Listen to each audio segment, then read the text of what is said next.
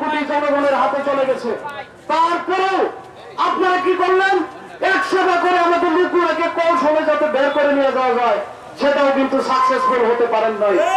এর পিছনে কোটি কোটি টাকা আপনারা আত্মসাৎ করেছেন, বিভিন্ন ট্রেনিং এর নামে আত্মসাৎ করেছেন।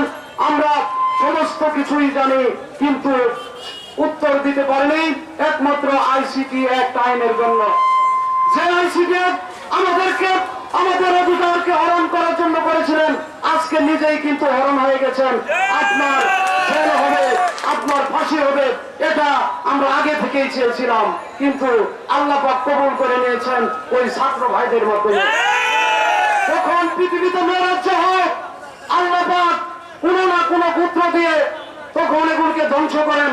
ছাত্র ভাইদেরকে আল্লাহ পাক রহমত করেছিলেন বিদায় আজকে আপনাদের চেয়ার এখান থেকে শেষ হয়ে গেছে। আপনারা মনে করেছিলেন এই চেয়ার আপনাদের বাবার চেয়ার, আপনাদের পৈতৃক সম্পত্তি। এই চেয়ার আপনার বাবার নির্দিষ্ট করা চেয়ার না, এই চেয়ার হচ্ছে 18 কোটি জনগণের চেয়ার।